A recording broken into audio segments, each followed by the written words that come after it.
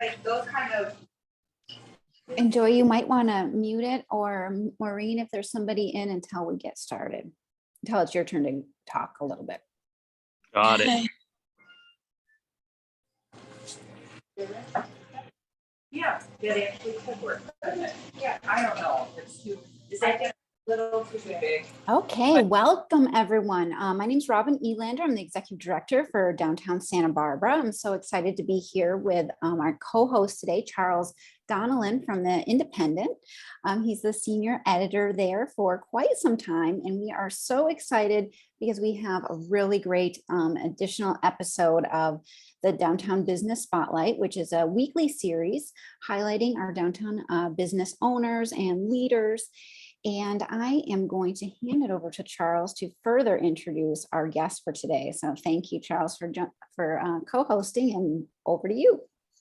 Thank you, Robin. Great to see you again. And congratulations to our panelists, because they have all won Best of Santa Barbara. And in particular, this group, Maureen Riley of Riley's Flower Shop, and Joey Duddridge and Linsey Duddridge Farrell of Mountaineer Sports have won their categories.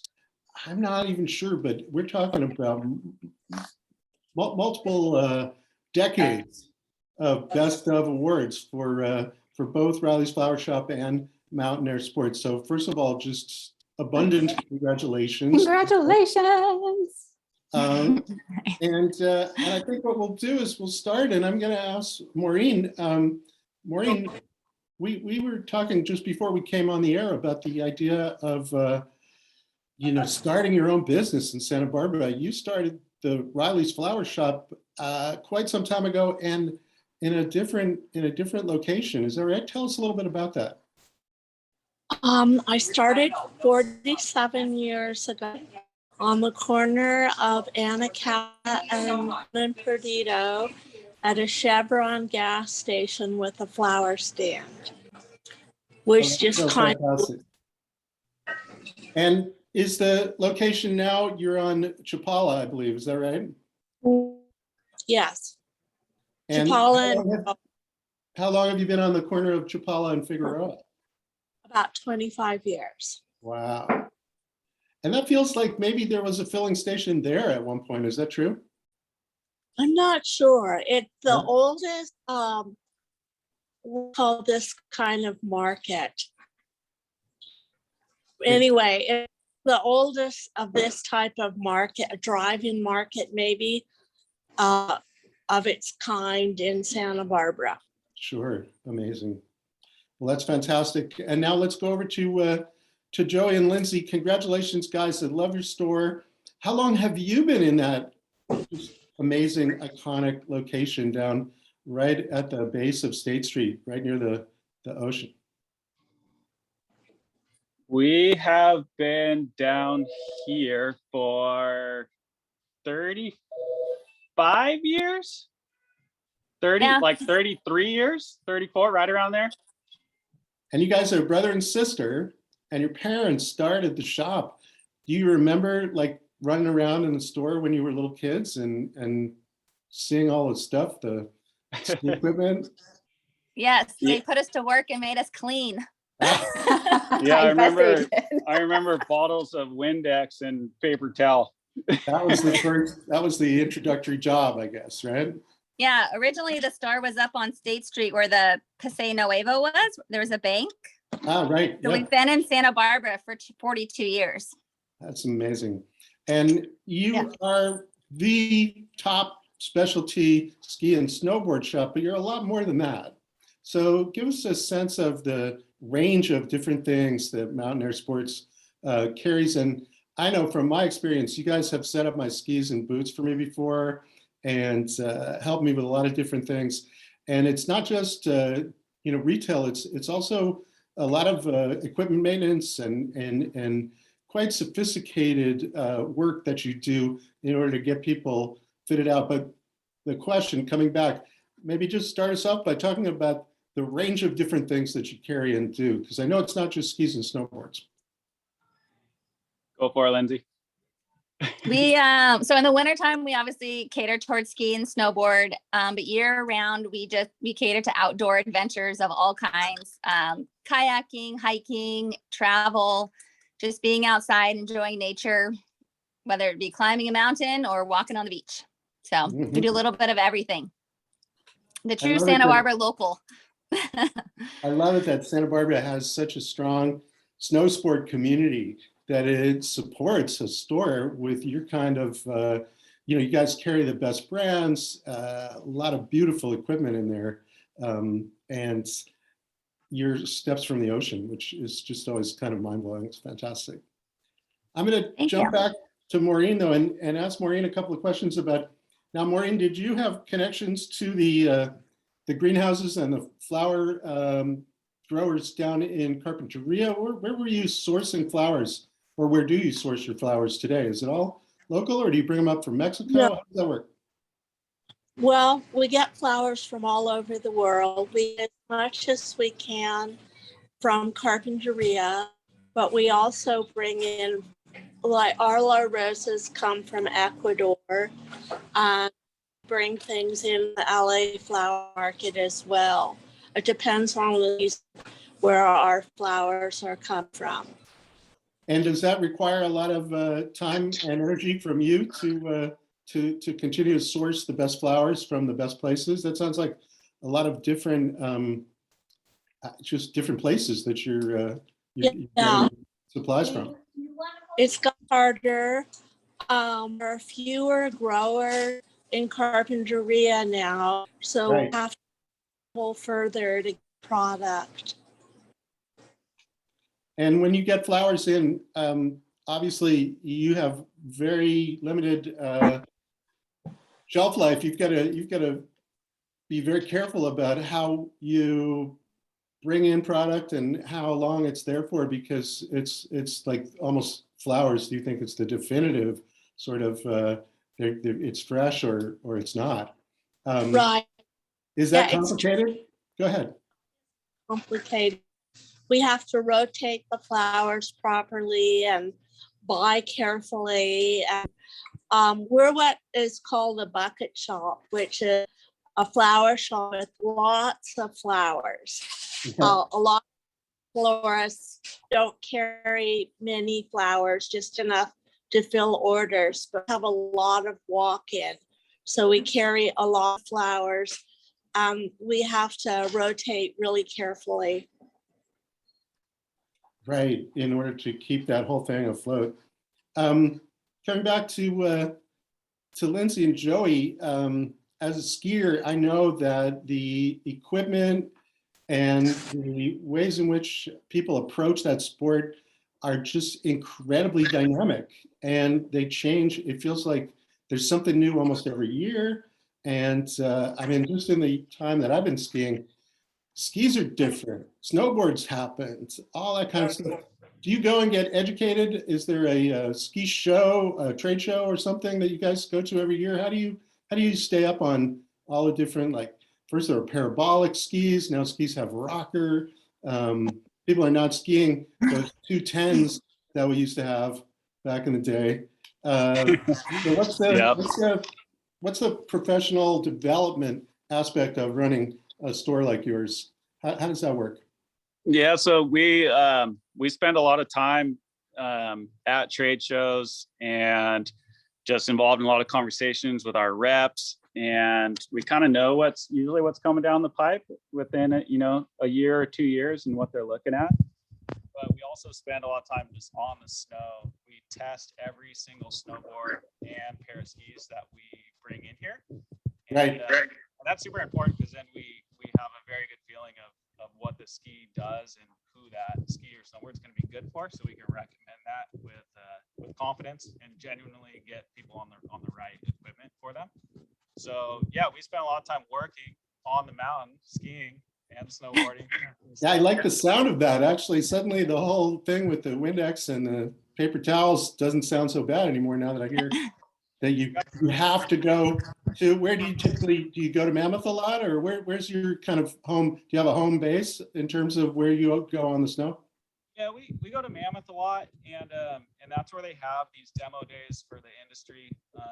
Right. A lot of shops from Southern California and Tahoe, they all go to Mammoth for usually in the end of February and there's a big testing day where almost every vendor is there with their whole quiver of new skis and boards and boots and bindings, everything, and we get to go up there for a couple days and test it all.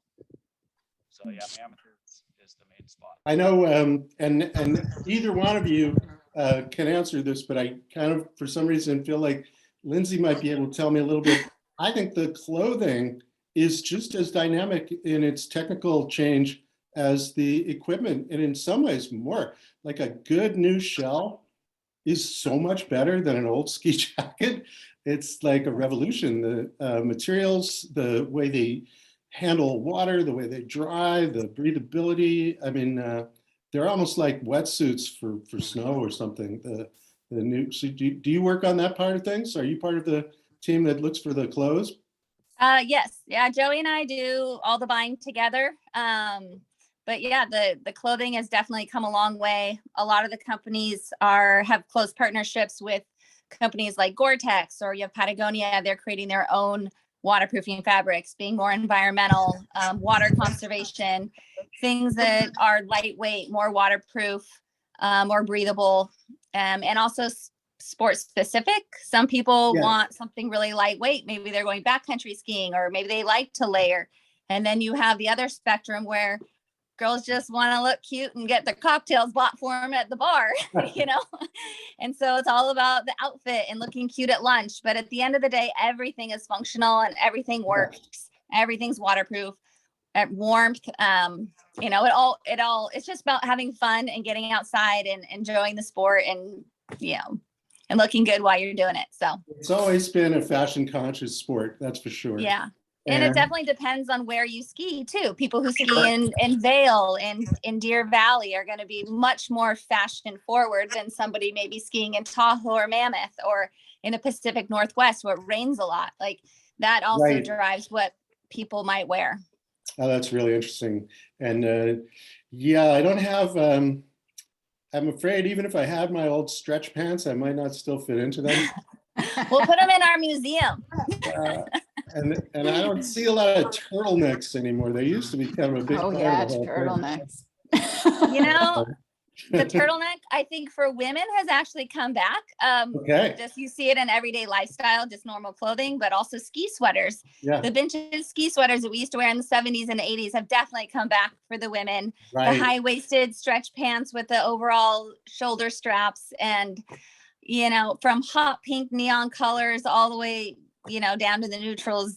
Everything is out there. There is not one trend that isn't on the mountain. So it's just, you know, get out there and have fun. And that's great. It's great to see the old, the vintage stuff coming back. Hey, Maureen, can I ask you about some of the things that you do where you have customers who come to you asking for creative advice? I know a significant aspect of what you offer are flower arrangements. Is there a kind of client or a kind of assignment that you particularly enjoy working on? Certain requests that people have? What makes putting different flowers together interesting and fun for you? Well, it's very seasonal. We're doing fall flowers right now, and most people come to us for a garden style look. We're not really a high style for us. We're really a garden style shop. Do you get to see your work in the site where it's used? Do you attend events where you see arrangements that you've created, or maybe see somebody's home at some point? Not so much. When we set up weddings, but we'll see things. But normally, our drivers take them out. We don't really see them. I can share Go ahead, just please, a quick little story about that. A couple years ago, and it's coming up this weekend, but I used your company for a Bread and Roses event and had roses on many, many tables that looked really phenomenal, and your team helped put those together. So I mean, there's so many different places that they are looking great, and particularly for that event, a critical element of it is roses and kind of the grassroots nature of supporting local. So that was my experience with Riley's for sure. Yeah, I haven't been to that event in a couple of years, but it's always a beautiful, beautiful job that they do with the decor. Amazing. So one thing that you touched on there, Maureen, that I'd like to come back to is, I wrote Best of this year, and I had never done it before. Was quite an intimidating assignment for me. And there were things that I was aware of, but that you couldn't possibly understand as well until you'd done the kind of research and talked to people the way that I did. And one of them is the wedding industry, and the fact that Santa Barbara, I guess it's like the top wedding destination, or one of them in the country, in the world, perhaps. Is that true? Robin, maybe you know too. Yeah, it's a major destination for weddings. There's, Santa Barbara Weddings is a website that people really go to find all of the different parts to come together, and people flock here for destination weddings for sure. And Maureen, that's a significant part of your business, doing flowers for weddings, is that right? It's part of our business, but it's not a huge part. We do small weddings. We don't do anything huge. We do kind of moderate size events, and we're mostly an everyday florist. We do a lot of deliveries every day. Nice. Joey and Linsey, I want to hear a little bit about some of the people that come in.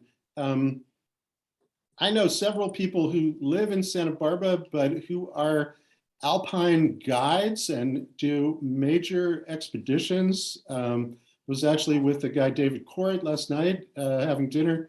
He's telling me about a group he's taking to Mexico. They're going to climb 19,000-foot volcano in Mexico in a couple of weeks. Tell me about Santa Barbara as a place that supports an active outdoors.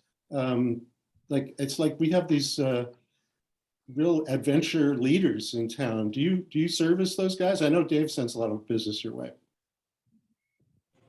Yeah. Santa Barbara is so funny because there's such a mixed bag of people in this town. You go from, the really hardcore, like climbers and skiers and living in a van, just hardcore outdoor people. And then you have maybe people that have never seen the snow before. So it's interesting seeing that just the different people that are coming through here and the different levels of stoke and excitement and working with them all. A lot of the really like the hardcore guys, a lot of them have ties with some of the companies or sponsors, stuff like that. But they definitely come through and checking stuff out, maybe the things that they want to get an idea of what it is before they get their sponsors to send it in and stuff like that. But it's cool. It's really just a mixed bag of everybody. It's somebody new every day. I'm sure you heard some amazing stories. Another aspect I am very familiar with and fond of in the ski and snowboard world is that it's an activity that people do as a family activity. Do you see a lot of families coming in, kids really excited about that first snowboard or those first pair of skis? I know for me, that was like huge when I was a teenager. The next I would see those new Rossignol skis, and that would be a big thing for me. Yeah. Do you work with a lot of people who are bringing in their kids? Yeah, the family trips are huge. In the wintertime, you come to the back of our store where the rentals are. Yes. And there's like 40 kids running around throwing hangers at each other. And it's super awesome. They're like, the kids are just fired up to go. And yeah, it's cool. Like a lot of them just like putting on ski boots for the first time. They're like, they want to click into their skis back on the carpet. And it's just rad to see that the kids they're like excited to go outside and do stuff. But the family dynamic is big for sure. Yeah. Linsey she's a mom, so she might have other thoughts on that too. Yeah, like skiing skiing is one of the only sports really out there where the whole family can do it together rather quickly, even with like 2, 3, and 4-year-olds. You put them in a ski lesson and by lunch, they'll be racing you down the hill. So That's right. it's really fun to come back when a family comes back from skiing for the first time and just hear their stories and have big smiles on their face. And we really work hard to try to keep our rental program really affordable for families, so they don't have to deal with that kind of stuff at the mountain. And so they can spend their time on the hill skiing. But yeah, we have snow gear for every age from 18 to 24 months, all the way up to, ski teenagers and into adults, obviously. But we've got it all. So I'm so happy that you mentioned the rental program, because I know in my extended family, we have used that service many times. And that's so true, that you keep the prices really affordable and you're very generous about that travel day. That it doesn't count necessarily against your rental, and it's made all the difference, because you don't necessarily get to go all that frequently if you live in Santa Barbara, because it's an investment of time just to get to the mountain. And so you might not want to necessarily, especially for kids, you might not want to buy new equipment every year. That's going to be really expensive. But if you can rent high quality stuff and do so in a way that's cost effective, I know I always tell people, do not wait until you get to the mountain. Right. Absolutely. It's such a great we work service. really hard to I'll even check the weather. Mammoth's gonna get 6 feet of snow and I've got a family coming in and they're gearing up, and I say, okay, do you have balaclavas? Do you know it's gonna snow 6 feet? Do you have extra layers? I kind of try to prepare them as much as possible, hand warmers, so that when they do get to the hill, they're not going into a store and having to wait in line and waste time that they could be out skiing to get stuff that they need. I try to do all that ahead of time. We have lists around the stores for customers and employees to use to double check to make sure everybody's got everything they need, because it's a lot. And especially if you go a lot or it's the first trip of the season, it's hard to remember everything. So we really work hard to make sure make it easy for the customer. That's our number one job. They have fun and it's easy. And now with all the new ways in which the COVID protocols have changed the experience of being at the mountain, is just one more reason to really get it together before you arrive, and to have all your stuff and not have to go through the ski shop or the rental shop at the hill, because it can be even more time consuming and challenging. Yeah, just get outside. That's the best thing you can do during COVID, is get outside and have fun. So Joey, earlier you mentioned I think it was you, maybe it was Linsey, but the fact that backcountry skiing and ski touring is something that we've seen a very significant rise in interest over the last couple of years. Have you noticed that people want to have those bindings that can pick up at the heel, and people are trying to skin and go places they haven't been before? Yeah, for sure. Just even before COVID, there's been like a kind of a steady increase in people looking for that kind of stuff, but especially last year was right. It was wild, good or bad. I mean, a lot of it's something you want to be pretty knowledgeable about before you go into the backcountry. Right. So it was a little scary sometimes, just because a lot of these people are just charging it, going for it, and it's like, you could go out and die pretty easy. So and that's kind of become an issue, I know, in the mountains, and there's people are trying to educate people more and more and more about that kind of stuff. But yeah, they're wanting to get out in the backcountry and do that and just get away from the crowds. We haven't necessarily jumped on board with the backcountry skis and bindings necessarily. We still don't quite know if there's enough people in Santa Barbara to support that, but we dabble in it and we take care of people on where we can. But yeah, it's been definitely a growing part of the industry for sure throughout the country and the world. Maureen, what are the things that you have noticed in the last few years that maybe are new types of flowers or arrangements? Is there fashion and trends in floral orders? Oh, there's fashion. Like hydrangeas are huge, kids are huge. Baby's breath is out, carnations are out. But basically, we do a European garden style, and that's pretty constant. And roses, they're never going away. They're not going No. anywhere. The roses are very popular. Coming back to the snow sports, do you hear people talking about the change in the way that the lift passes are being sold now? Do you get people coming in talking about their Icon Pass or their Mountain Collective or Epic Pass? I know I bought the Icon Pass for the first time this year, and it felt like a big step, but I'm also really excited because it's going to change my attitude and my approach to how often I go, that's for sure. Is that something that you've noticed having an impact on people's patterns of use? I mean, I know with COVID it's been hard, but. Yeah, I think so for sure. It's like just the prices of a day pass is almost forcing people to buy annual passes. Like, for Mammoth, it's a couple $100 to go ski for the day, and you can buy the season pass for $700-800. So it's kind of a no-brainer if you think you'll make it up there for a long weekend almost. Yes. And then once you bite the bullet in the beginning, get it over with, then it kind of feels like you're skiing for free for the rest of your season. And you find a place to stay, and you don't have to worry about that. You don't feel bad about, say, skiing for just a few hours in the morning and going home or doing half days. It's so a lot of people, I don't know what the percentages are, but most people, I feel like these days, if they ski once or 2 weekends a year, a lot of them are buying passes now. Yes. And in particular, the one that I just mentioned that I got this year, one of the reasons I got it is because I love taking trips, big international trips. And my two favorite international destinations are both on the same pass, that's Mammoth and Big Bear.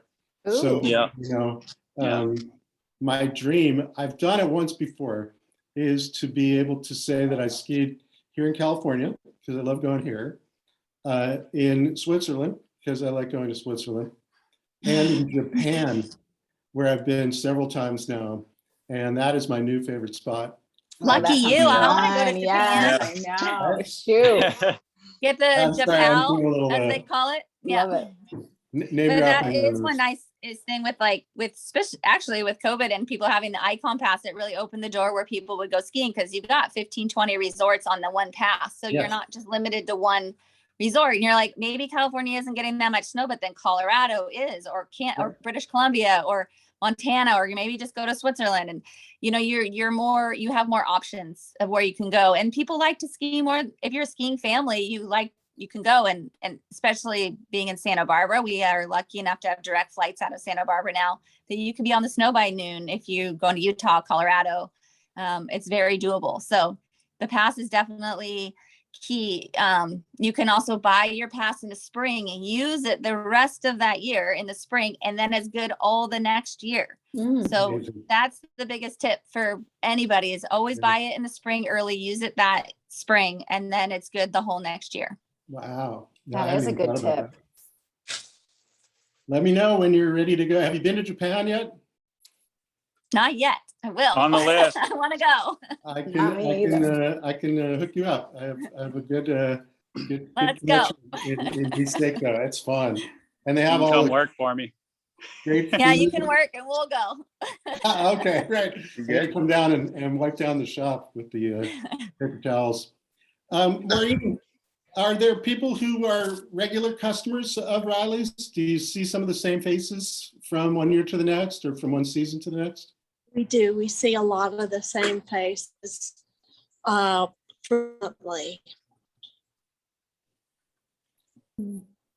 Who are some of your favorite customers? You don't have to name them, but do you have people who just come because they love flowers and want to have them in their lives? Or is it people who are maybe in the hospitality industry, or who have ways in which flowers are an important part of their professional life?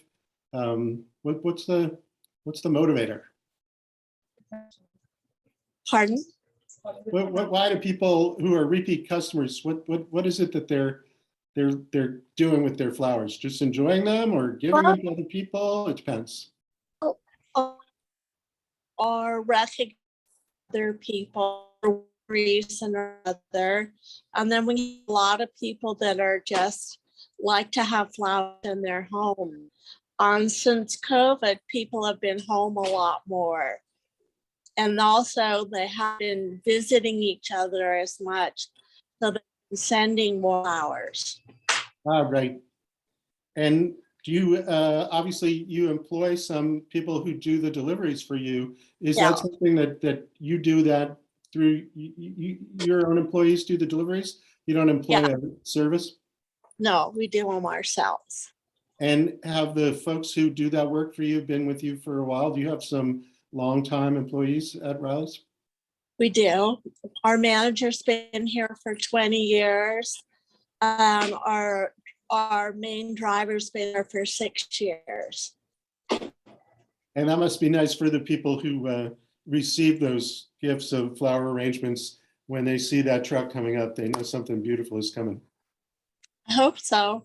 That's nice. Hey, Robin, do you think we should probably talk a little bit about what the Independent is doing to celebrate and support the Best Of issue? You know, in years past, we used to throw a big party down at the Carriage Museum for Best Of, which was really fun, but we just didn't feel comfortable completely with the way the pandemic is lingering, creating that situation again. But we do have a very interesting and innovative kind of an event coming up. Yes, And, very exciting. yeah, you want to you want to talk about it, or do you want? Sure, I'll start and then maybe you can Sure. add to it. So Thank you. there is an exciting scavenger hunt happening, and it is, I'll just bring up because I have the page here. This is the look of it, but there is a significant scavenger hunt where you can sign up as teams and you can go around town to look and find out where all of these different Best Of winners are located around, mostly downtown, I believe. So we're very excited to be presenting sponsor of this particular fun event where people can get together and enjoy the different spaces. So I would definitely encourage people to pick up that Best Of issue that is out today on the stands here. So that's the front cover. And thanks so much, Charles, for all you did to pull all of that together. But really some cool stuff in there. So grab some friends, create a team, and work together to solve clues, all while exploring the best of Santa Barbara. Oh, and there is a prize. That's pretty significant. You gotta mention the prize. The winning team will win $1,000 in cash. And so you can have up to 4 players per team, and then it's $25 per team to register. And you can register at independent.com/scavenger hunt. So pretty cool stuff.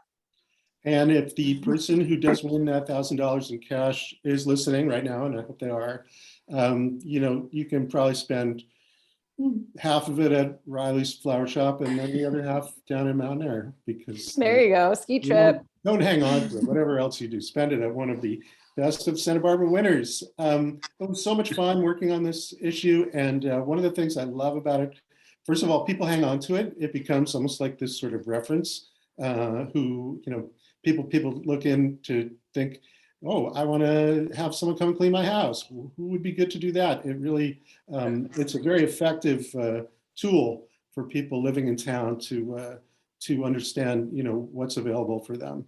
But the other thing I love, and I know Joey and Linsey, they took a picture of your staff, right, in the shop, and it came out great. There's some really fun aspects to that shop.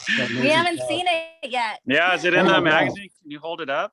It's really good. You Yeah, know, can I don't know what page it's on, but I've got to look through all of take your these time, things. you'll There's find so it. many cool things in It's a there. whole big. It's a big issue. It's a glossy, thick mambo jumbo. So you guys have been a good work. And I see that the second place team will also win a pizza party from Rusty's. So that's a pretty fun ad. Oh, I loved researching the Rusty's story too. They have a glorious long history. Amazing how many of the winners this year were businesses that got started in town and that have been going ever since, and Rusty's is one of them. Yeah, there you go. Page 85. Oh Robin. yeah, here we go, bringing it up. Oh my gosh, that really is a cool shot. Here we go. It's one of my favorites. Nice. Very It cool. captures Wow, the that's vibe super of the fun. Mountain Air shop. I feel like that picture is kind of what it feels like to walk in there, Yeah, It's a good very- energy very going on in festive there. place. It's definitely Well, making thank you me guys want for to the get out love and on the- ski for That's been a good sure. one. We really was- appreciate it. Thank you. Absolutely. Charles, do you want to put any of the other, mention 2 or That was an 3 of some interesting of the year, cool folks and that have won?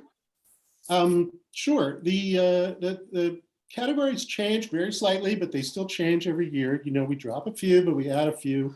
So, some of the things that came in were fun and like, we try to track what is happening now. So, for example, we didn't give an award for best chicken wings before, but we did this year because everybody ate chicken wings this year for some reason. And Sama Kitchen has really great chicken wings, so they won that. We've had best martini since forever, but best Negroni, that's new this year. And Ooh, that went that's to a cool Good one. Lion, and they are amazing. I can personally vouch for that. Even in some of the categories where you would think, wow, I don't know why we never did best law firm before, but Mullen and Hensel, best law firm. And we had more than 450,000 votes cast this year. Oh which my is gosh, that's really incredible. huge response. And the responses, we get more than just votes too. We get comments from people and the gratitude that they show the people that vote for the service that they receive from the shops that they vote for is really, really amazing and very heartfelt. And my favorite thing about the responses from the winners, so frequently people said that their favorite thing about working in Santa Barbara, having a business in Santa Barbara, was seeing their customers as their neighbors and out and about as their friends, running into people and knowing their names from having worked with them. And I just thought that was awesome because, I know that's a really gratifying aspect of what we do with the Independent, but it was great to feel like it's something that is shared really across all these different sectors, everything, from the people who are cleaning your carpets to the doctors in town, to the people who are doing, oh my gosh, that whole pet category is intense. And those people have really powerful, if you groom someone's dog, you're tied with that person. That's serious stuff. So yeah, it's fun. It's just such a beautiful way to enjoy and sort of absorb the positive feelings in our city. Oh, so true. And such a great way to celebrate local, especially this year. Businesses have had such a challenging time over the pandemic, but to be able to support those businesses that have been treating you well and that are one of your favorite places, that's such an honor to be able to see them in this really cool piece and have people carrying it around, hopefully this weekend, looking around to find new places that maybe they haven't been before. So I love that scavenger hunt idea. And sign up for that scavenger hunt. You've got until noon tomorrow. So it's still wide open. And Get after it. Win that first prize and spend the money. And then, win that second prize and eat the pizza. All sounds good to me. Yes. Is this a good time, Charles, to talk about next week's show? Yeah, please go ahead, Robin.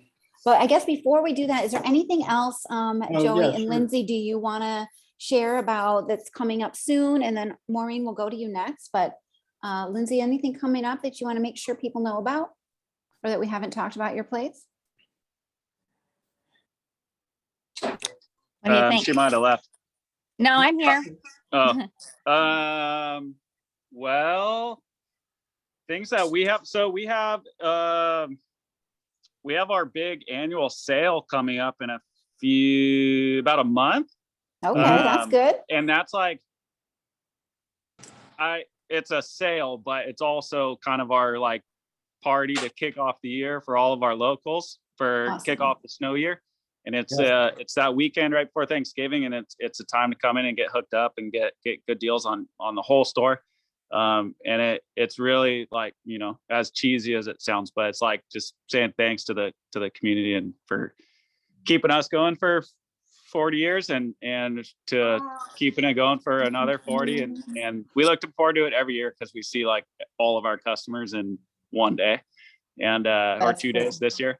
But yeah, it's a rad day. It's fun. Like I said, the whole town comes in and it's a good day to come in and get your deals and whatnot. So we look forward to it, and hopefully everybody else does too. There's always something that's cool and new. Yeah. And, you know, I found a pair of goggles last time I was in, and they changed my experience radically. Goggles are so much better now than they were a few years ago. It's Yeah. crazy. So that's just one example. You know, it's all really impressive. I think Big Bear first day is November 20 is what it says on their website. So you know, you could easily go to the sale and then go skiing and snowboarding the next day. Yeah, Mammoth is actually opening October 29th this year. God. Wow. And so they are getting snow, big storms coming in next week. So people are excited. That's exciting. Yeah, one tip I would just say is just don't wait with supply chain issues and inventory. You know, if you know anyone that's thinking of going or wanting to get this or that, come in now. And I'm sure most people holiday shopping who are like all that. local know where you are, but just in case there's someone who has not been to your shop yet, where exactly are you located and how can people find you? We are at the very, very bottom of State Street, under the freeway, just up from the pier. Our address is 14 State Street. So we are right next door to Beach House. We are the only 2 retail stores down there, 2 family-owned shops. And there's plenty of parking all around us. There's public parking lots at the hotel, the train station, on the beach. We have parking in front on either side. So yeah, it's a really great place to come and shop, especially during the holidays. You can kind of get something for everybody, you know, in every adventure. So true. Well, Maureen, I want to give you the same opportunity. Tell people exactly where you are located and if there's anything coming up that you want to make sure that our viewers know about. We're located downtown, 1 block west of State, Chapala and Figueroa. We're completely immersed in fall right now and will through Thanksgiving. So we're loaded with fall flowers. They're beautiful. Awesome. Well, you heard the woman. You are loaded up with flowers and it's time to go get some harvest fall feeling going on in your house. Anything else to share, Charles, or I'll talk about next week? Just one more time saying, you know, you've got until noon tomorrow. It is independent.com/scavenger hunt, and get out there. This is a fun thing to do with your friends or your family. Great way to spend the weekend and use the issue. Absolutely. Well, this has been a super fun conversation. Thank you so much, Maureen, Joey, and Linsey, of course, Charles, for co-hosting. Next week, we are going to be talking about food and drink, something sweet. So we'll be talking with Matt Kepman will be the host from the Independent, and we will be in conversation with Maya Rutin from Chocolate Maya, Yum, and Maria Elena Placencia from SB Sweets, and then Belant Duddridge. These are hard last names for me, but look from Locum in this next week's business spotlight. So we're super excited about that. As usual, we have our State Street Promenade Market happening out there right now.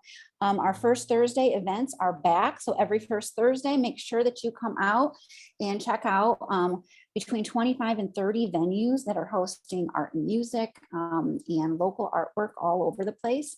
And then we have a full holiday schedule coming up as well. We'll talk about that next week. And then we have a safe trick or treat coming up with downtown businesses on October 31st from 3 to 5. So bring out your kiddos and have some fun at downtown. And we will see you all next time. And I hope to see you out there for some scavenger hunt. It's going to be fun. Thanks, Charles. Thanks, everybody. See you next time. Good to see you. You too. Thank you, guys. Thank you. Yes.